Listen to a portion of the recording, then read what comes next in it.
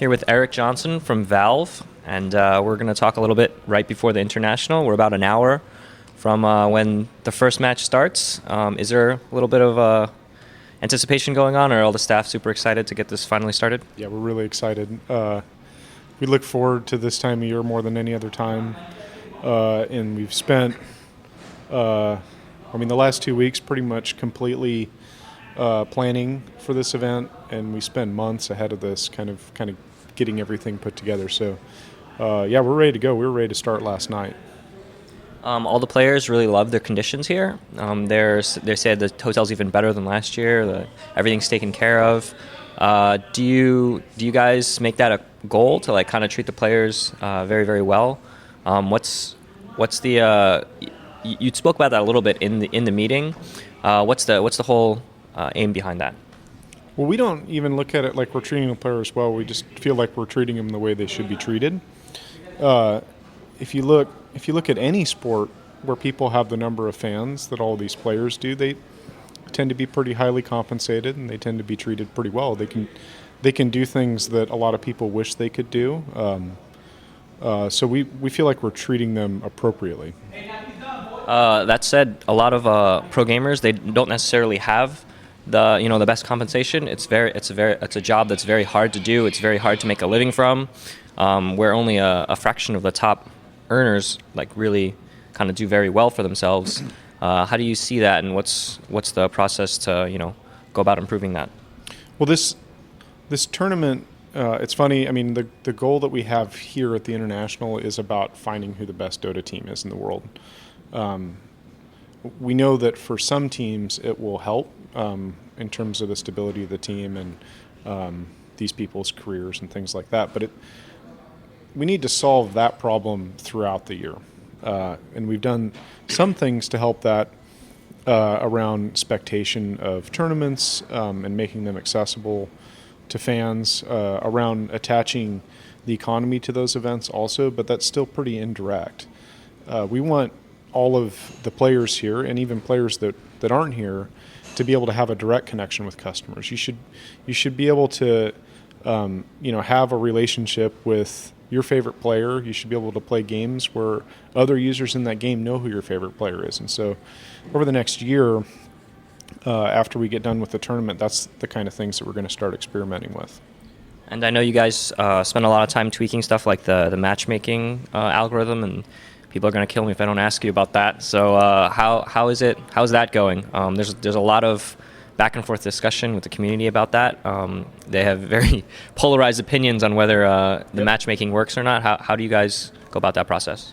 Well, we get to look at all the data and kind of inspect a lot of games in terms of where people should be playing against, what the outcome of matches are, and whether we have problems. We've been making recently some changes both on the performance side so that people can find matches more quickly, but also on the fairness side so that we're matching fair matches together. It's a system that we're likely going to be inspecting and taking a look at it forever because it's so fundamental to how much fun you have playing Dota. We definitely have work to do. When you say performance, do you mean the individual things that occur in the game, or just the No, I mean result? The actual server-side performance of the matchmaker. How quickly can it put a match together so that people aren't waiting in queues for a long time? Okay. And when, let's say, two teams are matched against each other, I know there's an issue of a lot of people create new accounts. So does it accelerate you can tell when a player, let's say, is vastly better than everyone else in the game. Is that something new, or was that from the beginning, or how does that work? No, from the beginning, it's always been that for a new account, we allow them to change ranks far more quickly than we can with an existing account. So there's a notion of uncertainty in the matchmaking system. So when the system sees an anomaly in terms of what we expected a person to do versus what actually happened, then the uncertainty increases, which allows for more movement over time.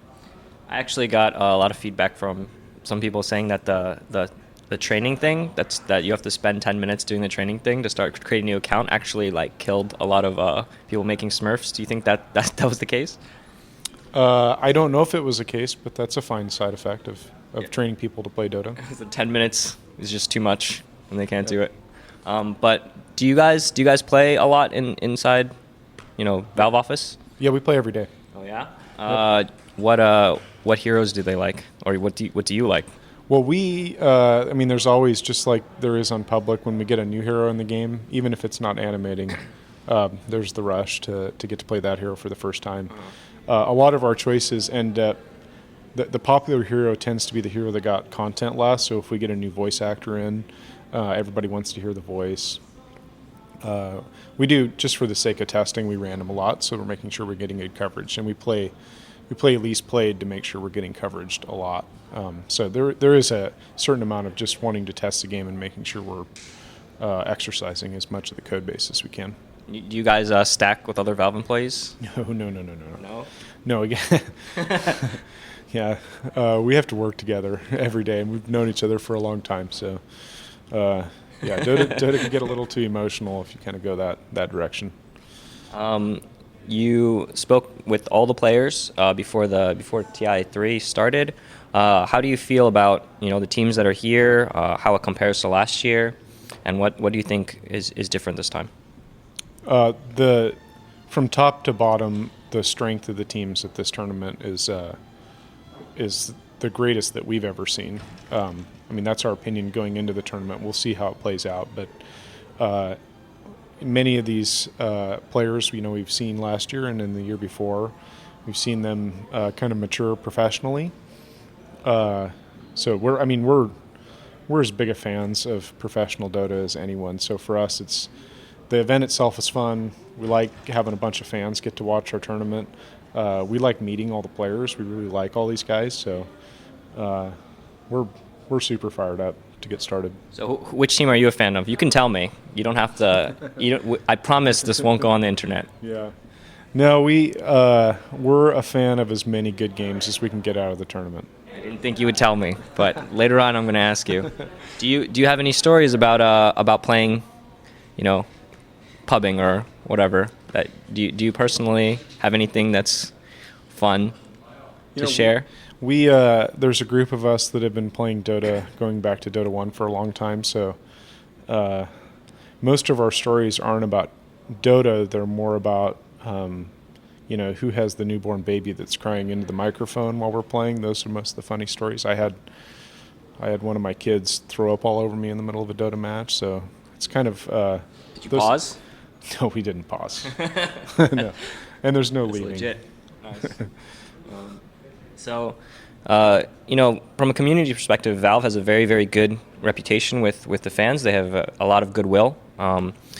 Do you feel like there's anything you guys can improve in terms of interaction with the community, with the pro gamers, with anything like that? We always, we appreciate that, but we're always looking for ways to improve. This tournament is actually a pretty good way for us to test some of our assumptions about how to interact with people and fans. We get to, just like our games, we get to iterate it on it over time. So things like we were surprised at how much users like meeting all the pro gamers in person, getting their autographs. So we built a system for them to be able to autograph their badge and get an in-game item. Those are the kinds of things that we build on over time to make Dota more fun to be around and to spectate. So obviously I'm going to need more information about the digital signing thing. How does that work, and what kind of items are they going to get? So each user everybody that shows up at the International on their badge, we can tie the barcode on their badge to their Steam account. So when somebody's out signing autographs, we'll give them a scanner, and they can do the physical signature and then scan the person's badge. And once that happens, we'll place an item into their backpack that is the name of the player, their signature, and the event it was at, in this case, the International. And then the person can take that item, they can trade it if they want, and they can also stamp it onto whatever their favorite item is, and so now they have an item signed by a player. So we're going to have IX mic signatures going for like $200 a pop, I think, on the market. But that sounds really cool. when the full event starts up at the hall, how many people you expect coming in here? It seats, well, it's going to be full. I mean, we sold out all the tickets immediately, so we have a bunch of fun stuff in the evenings with the solo championship and the all-star match, so we expect it to be as full as it can get, or as full as the fire department will let us get it. So is there a number of how many tickets did you guys sell? We sold 1,800. Okay. And then with all the staff and the teams and the players and the media? Probably be over 2,000. Wow, okay. Is there anything coming up that you want to give us a little sneak peek of, or maybe leak something? No, I'm not in a mood to leak anything right now. We're looking forward to see Rattlesnake play Quantic. I mean, that's kind of the official start to the tournament, so that's what we're thinking about right now. Who do you think's going to win? I don't know. I think it's actually a pretty even match. They're both very eccentric, easy to not easy to predict teams, so anything really can happen there. We expect at least a few games of interesting drafts. They both draft really interesting. Okay, one last question I had to ask you. There's a lot of speculation among the community about who IceFrog is. How did you guys keep that a secret for so long? I don't understand. Is more closely guarded than anything. Do you know who he is? Yeah. And what does he look like? Give me a hint. Well, we wouldn't be keeping it a secret if we answered these kinds of questions. So. Okay. Is it? It just started as a thing and just snowballed, and now he's just no one. Yeah, I don't know. I don't think this is going anywhere for you. Oh, damn. Okay. All right. Well, I had to try. Yep. So we'll do a thing we do at every end of every interview, and that's we have a real life chest for you. Okay. This is exactly like the in-game chests. We have no idea what's in this. I'm not going to make you buy a key because I think you just can unlock as many chests as you want, right? I think that's but I think I do know what's in here for you, and I need to explain a little bit before I give it to you. So you might not know what this is, but it's a very ancient method of delivery, and maybe you can just open it and then we can talk about it. So something to jump out at me. Yeah. And you can show the camera. It's a StarCraft 2 box with the game in it, and I traveled to they have these stores that sell games in real life, and I went there and I bought it. And I know this is probably I like StarCraft.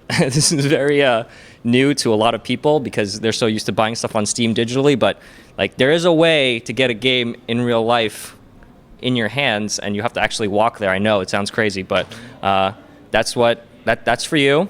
Thank you. Yeah, that's from our community, and I'm sure that we'll play together at some time. Absolutely.